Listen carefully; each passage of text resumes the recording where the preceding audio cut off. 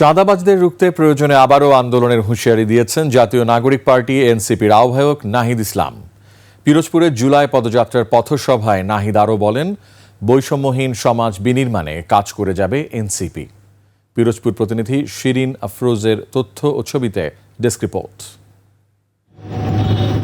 জুলাই পদযাত্রার ১৩তম দিনে পিরোজপুরের কেন্দ্রীয় শহীদ মিনারে জাতীয় নাগরিক পার্টির এ পথসভা।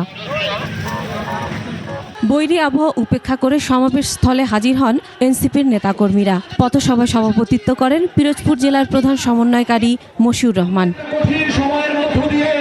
সমাবেশে নাহিদ ইসলাম বলেন, সব বিভাজন ভুলে সবকিছুর ঊর্ধ্বে গিয়ে বাংলাদেশকে নতুন করে গড়ে তুলতে এনসিপি বদ্ধপরিকর। চাঁদাবাজদের রুখতে প্রয়োজনে আবার আন্দোলন হবে। আমরা পুরনো ব্যবস্থায় ফিরে যেতে চাই না, আমরা দুর্নীতির ব্যবস্থায় ফিরে যেতে চাই না, আমরা মাফিয়া তন্ত্রের ব্যবস্থায় ফিরে যেতে চাই না।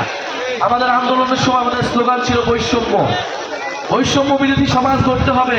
এ সময় বিএনপির প্রতি ইঙ্গিত করে তিনি বলেন, যারা বিপ্লবের শক্তি তাদের কেনার সাধ্য বাংলাদেশের কোনো রাজনৈতিক দলের হয়নি। ক্ষমতার ভাগবাটোয়ারা ছাড়া দেশ সংস্কারে তাদের কোনো সমর্থন পাওয়া যায়নি। এই যে গণ অভ্যুত্থানের পরে আমরা একটা সরকার পাইছি, সকলে মিলে আসুন এই সরকারকে সহযোগিতা করি এবং দেশটাকে নতুন করে গড়ে তুলি। কিন্তু আমাদের সেই আহ্বানে সবাই সাড়া দেয় নাই। কেউ শুধু ক্ষমতা চাইছে, শুধু দ্রুত নির্বাচন চাইছে। সংস্কার তাদের কাছে গুরুত্বপূর্ণ মনে হয় নাই। তিনি আরও বলেন, রাজপথে রক্ত দিয়ে যে স্বাধীনতা এসেছে তা অক্ষুণ্ণ রাখতে বদ্ধপরিকর এনসিপি। সীমান্তে বিএসএফ বাংলাদেশিদের হত্যা বন্ধ না করলে প্রয়োজনে লং মার্চের হুঁশিয়ারিও দেন নাহিদ।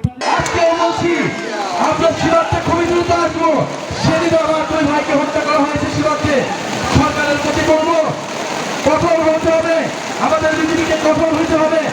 সীমান্তে জনগণ প্রস্তুত আছে, সোমবার জুলাই পদযাত্রা পটুয়াখালী ও বরগুনায়। Masum আলিসা, desk report, ২১ television.